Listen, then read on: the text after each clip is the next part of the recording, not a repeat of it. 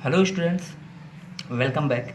Number system part 2 आज हम लोग जानेंगे। तो पार्ट 1 में कल वीडियो दे चुका हूँ। जो बच्चे नहीं देखें एक बार देख लें, तभी ये बातें समझ में भी आएगी। पार्ट 2 तभी समझ में आएगा, जब तक पार्ट 1 नहीं देखोगे तब तक पार्ट 2 समझ में नहीं आएगा। तो कल के ही आगे आज वीडियो हम लोग स्टार्ट कर रहे हैं। आज हम लोग जानेंगे कि इंटीजर्स क्या होता है।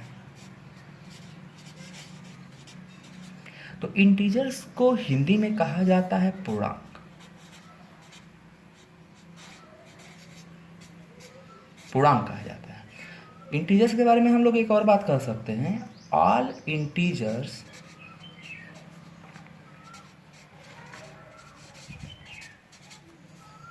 Are rational number.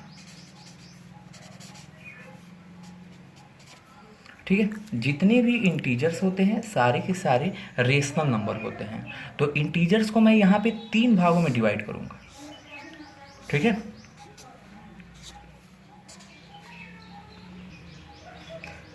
पहला होता है पॉजिटिव इंटीजर,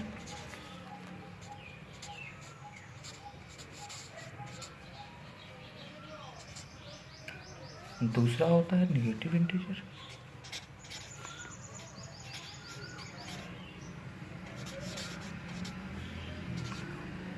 और एक होता है जीरो। बहुत सारे बच्चों को पता भी नहीं है कि जीरो इंटीजर है या नहीं।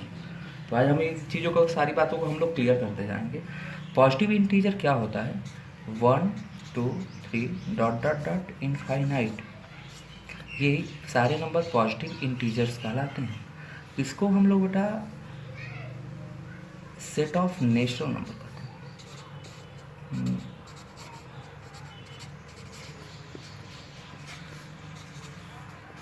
सेट ऑफ नेचुरल नंबर कहते हैं। जिसे ये जो नंबर होते हैं बेटा, ये हिंदी में इसे प्राकृतिक संख्या कहते हैं। ये संख्या जो हम लोगों ने प्रकृति से प्राप्त किया, यानी हमें ये भगवान खुद दिए हैं ये संख्या, इसीलिए इसे नेचुरल नंबर कहा जाता है। ठीक है, अब जब पॉजिटिव इंटीजर के साथ जब जीरो जुड़ जाता है, यानी कि क्या, 0 1 2 3 डॉट डॉट डॉट इनफाइनाइट, ये जो सेट होता है जीरो के साथ अगर सेट ऑफ नेचुरल नंबर अगर जुड़ जाता है तो ये सारा नंबर होल नंबर कहलाता है। यानी होल नंबर, ये सेट ऑफ होल नंबर है। सिर्फ अकेला जीरो को कभी होल नंबर नहीं करेंगे।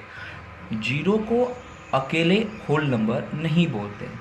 ठीक है, ये बात याद रहे। जब ये नेचुरल नंबर के साथ जुड़ता है तब ये पूरा सेट्स जो होता है वो होल नंबर कहलाता है। ये बातें याद रहे। कुछ लोग कह देते हैं कि जीरो होल नंबर है, ऐसा कुछ नहीं है। तब तो 1 को भी होल नंबर कहेंगे, ऐसा है, होता नहीं है। जब ये पूरा ग्रुप होता है तभी होल नंबर कहलाता है। ठीक है, जीरो का आविष्कार आर्यभट्ट ने किया था, ये बात पता होगा। यानी एक बात, आजकल रामायण चल रहा है नेशनल पे, तो रामायण के यानी रामायण के समय यानी राम जी के समय में जीरो नहीं था। ठीक है, अब तुम लोग कहोगे कि रावण के 10 सिर कैसे थे, तो 10 सिर को ऐसे लिखे जाते थे, 10 ये थे, ये नहीं था उस समय। और निगेटिव इंटीजर में बस हम लोग इतना कह सकते हैं कि -इनफाइनाइट से लेकर के -3 -2 -1 तक ये निगेटिव इंटीजर्स कहलाते हैं। ठीक है, इंटीजर्स को और मैं 2 भागों में फिर से डिवाइड करूँगा।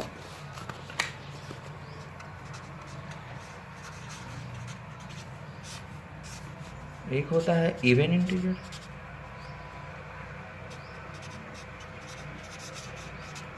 दूसरा होता है odd.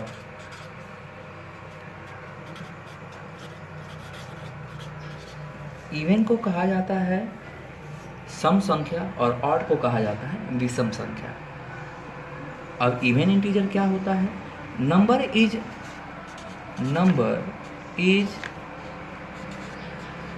Divisible by 2 is called even integer. ये कहाँ से कहाँ तक करता है? जैसे नंबरों का मैं बात कर लेता हूँ, जैसे कि 2 हुआ, 4 हुआ, 0। हाँ, एक बात यहाँ पे याद रखने वाली चीज़ है, 0 भी एक इवन नंबर है। ठीक है, अब इसमें भी 2 से डिवाइड किया जा सकता है। अब ऐसा नहीं है कि अब ऑड इंटीजर में क्या होता है, number is not divisible by 2। कौन कौन से नंबर हो गए एग्जाम्पल से लिख लेते हैं। 3 हुआ, 5, 7 एक्सेट्रा।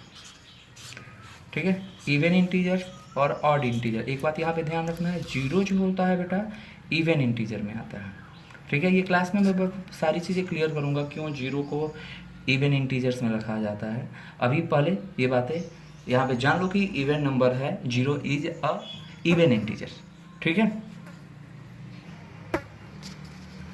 अब यहाँ पे इंटीजर को हम लोग देखेंगे। यहाँ पे मैंने फिर से डिवाइड किया हुआ है, पॉजिटिव इंटीजर को भी हम लोग डिवाइड करेंगे। इसको मैं डिवाइड करूँगा, पहला होगा प्राइम नंबर, बहुत इंपॉर्टेंट पॉइंट है सभी बच्चों के लिए, प्राइम नंबर। दूसरा होता है कंपोजिट नंबर।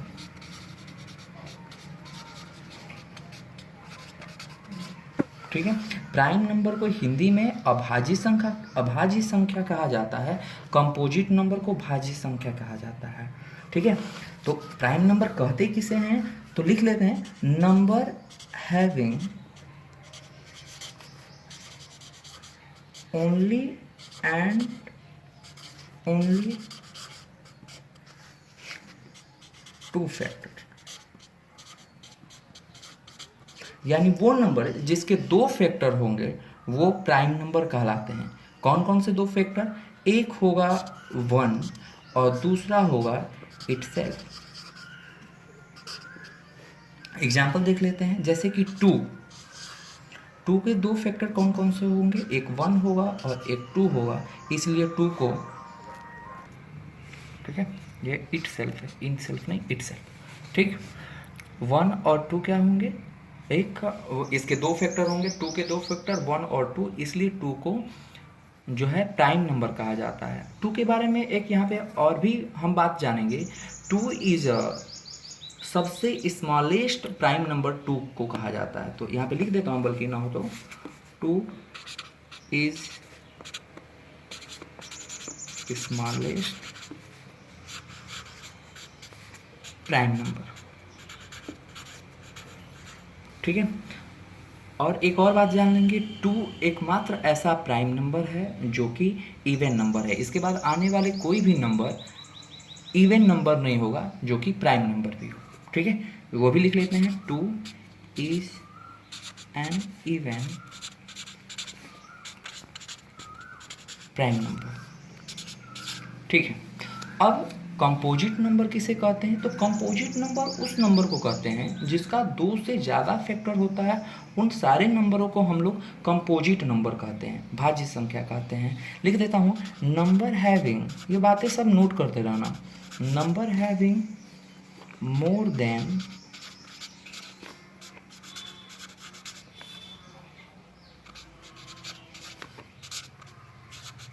2 फैक्टर। जैसे एग्जाम्पल एक ले लेते हैं, जैसे 4 के कौन कौन से फैक्टर होंगे, 1 हो सकता है, 2, 4, यानी कि ये 2 से ज़्यादा इसके फैक्टर है, इसलिए 4 को क्या कहेंगे, कंपोजिट नंबर बोलते हैं। ठीक है, तो 4 हो गया, 6 हो गया, 8 हो गया, ये सारे नंबर कंपोजिट नंबर कहलाते हैं। एक और नंबर होता है 1 न तो ना, इसमें यहाँ पे ये लिख सकते हैं, 1 is neither prime number nor composite number, ये न्यूट्रल है। ठीक है, तो ये बात है यहाँ पे याद रहे। ठीक है, न तो ये प्राइम नंबर है और न ही कंपोजिट नंबर है। कल को क्वेश्चन तुमसे पूछा जा सकता है कि 1 क्या है, 1 प्राइम नंबर है या कंपोजिट नंबर है, तो ये बेटा दोनों में से कोई भी नहीं है, ये बातें याद रहे। ठीक है, 1 से 50 के बीच में 15 प्राइम नंबर होते हैं, ये बातें याद रख लेना। 50 से 100 के बीच में 10 प्राइम नंबर होते हैं। इस तरह से 1 से 100 के बीच में, यानी 100 तक 25 प्राइम नंबर होते हैं। ठीक है, ये बातें थोड़ा सा याद रखने वाली चीज़ है, कभी कभार पूछा जा सकता है 1 to 50 के बीच में कितने प्राइम नंबर होते हैं, तो ऐसे आसानी पूर्वक याद रहेगा तो तुरंत बता सकते हो तुम लोग। अब यहाँ पे जानेंगे रिलेटिवली प्राइम क्या होता है, ये इंपॉर्टेंट पॉइंट है। और दूसरा जानेंगे को प्राइम क्या होता है। तो रिलेटिवली प्राइम क्या होता है इसको जान लेते हैं। तो यहाँ पे लिख देते हैं, set of 2 number having HCF 1 is called relatively prime, यानी कि 2 नंबरों का सेट जिसका HCF 1 होता है उसे रिलेटिवली प्राइम कहा जाता है। जैसे एग्जांपल मैं ले लेता हूँ, जैसे 2, 3, ये 2 नंबर हो गए। इसका जो HCF होगा वो 1 होगा, इसलिए इसे क्या बोलेंगे, रिलेटिवली प्राइम कहा जाता है। यहाँ पे ऐसे भी 9 और 25 ले लेते हैं, ये 2 नंबर का सेट है, इसका HCF 1 होगा, इसलिए इसे रिलेटिवली प्राइम कहा जाता है। ये इसमें कोई ज़रूरी नहीं है कि दोनों नंबर जो होंगे वो प्राइम नंबर होंगे, ठीक है, ये बातें याद रखें। यहाँ पे देख लीजिए 9 और 25 ये दोनों ही प्राइम नंबर नहीं है, लेकिन क्या है, ये एक जो है आपका रिलेटिवली प्राइम है। फिर अब हम बात करते हैं को प्राइम नंबर। तो को प्राइम नंबर के बारे में हम लोग इतना कहते हैं set of 2 prime number, 2 prime number हो और उसको जो है 2 प्राइम नंबरों के सेट को ही को प्राइम कहा जाता है। 2 प्राइम नंबर के सेट को प्राइम कहा जाता है। जैसे 2, 3, जैसे और ले लेते हैं, और 5, 7, ठीक है, ठीक है। ये अलग बात है कि इसका भी जो HCF होगा वो 1 होगा, ठीक है। तो एक बात यहाँ से हम लोग को समझ में आता है कि को प्राइम, जितने भी को प्राइम होंगे वो रिलेटिवली प्राइम नंबर कहलाएंगे, ठीक है ना, क्योंकि इसका भी HCF 1 होता है और इसका भी HCF 1 होता है। लेकिन सारे रिलेटिवली प्राइम को कभी को प्राइम नहीं कहते हैं। क्यों? क्योंकि रिलेटिवली प्राइम में वो प्राइम नंबर के अलावा भी यानी कंपोजिट नंबर भी आ सकता है, ठीक है ना, ये बातें याद रहे। और ये वीडियो हो सकता है कहीं कहीं अगर ना समझ में आए तो वीडियो को पॉज करके दोबारा से देखो बेटा, क्योंकि ये बहुत इंपॉर्टेंट पॉइंट है। तीसरा पॉइंट और ये लास्ट पॉइंट, परफेक्ट नंबर यानी क्लासिफिकेशन का, नंबर सिस्टम के क्लासिफिकेशन का लास्ट पॉइंट है। इसके बाद हम लोग डिविजिबिलिटी का रूल पढ़ेंगे, वो भी बहुत ही इंपॉर्टेंट टॉपिक है। परफेक्ट नंबर क्या होता है, तो इसको जान लेते हैं। परफेक्ट नंबर वो नंबर होता है जब किसी नंबर के सारे फैक्टरों को ऐड करने पे दोबारा से वही नंबर आ जाता है, ऐड करने पे दोबारा से वही नंबर आ जाता है, उस नंबर को परफेक्ट नंबर कहते हैं। और इसमें ये होता है कि खुद के फैक्टर को छोड़ करके, एक एग्जाम्पल के द्वारा समझते हैं। जैसे 6 को कहा जाता है कि ये एक परफेक्ट नंबर है।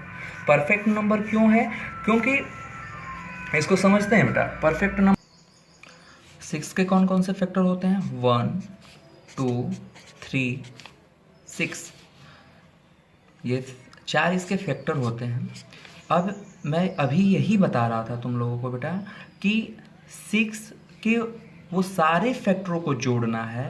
अगर जोड़ने पे किसी भी नंबर के, अगर जोड़ने पे वो खुद नंबर आ जाता है, ओरिजिनल नंबर आ जाता है, तो वो नंबर जो होता है उस नंबर को बेटा परफेक्ट नंबर कहते हैं। लेकिन उसमें एक कंडीशन ये था कि खुद के फैक्टर को छोड़ करके, यानी खुद वो नंबर को नहीं लेना है। तो कौन कौन से फैक्टर होंगे बेटा, जैसे 1 + 2 + 3, यानी इसको जब जोड़ेंगे तो कितना आएगा, इसका आंसर 6 आएगा। तो 6 को एक और नाम से जानेंगे, किस नाम से, परफेक्ट नंबर के नाम से जानते हैं, ठीक है।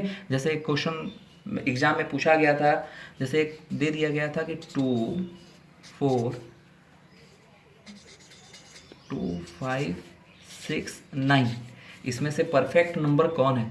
तो काफ़ी बच्चों ने ये भी समझ लिया था कि परफेक्ट स्क्वायर पूछ रहा है, तो इसलिए 9 पे ही टिक करके आ गए थे।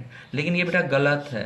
तो आप अब क्या हो जाएगा, परफेक्ट नंबर 6 होता है। तो आज का एक मैं होमवर्क देता हूँ बेटा, 1 से लेकर के 100 तक के बीच में कितने ऐसे परफेक्ट नंबर होते हैं, तुम लोग ये बताना कल मुझे, तब मैं आगे का और भी वीडियो लेकर आऊँगा।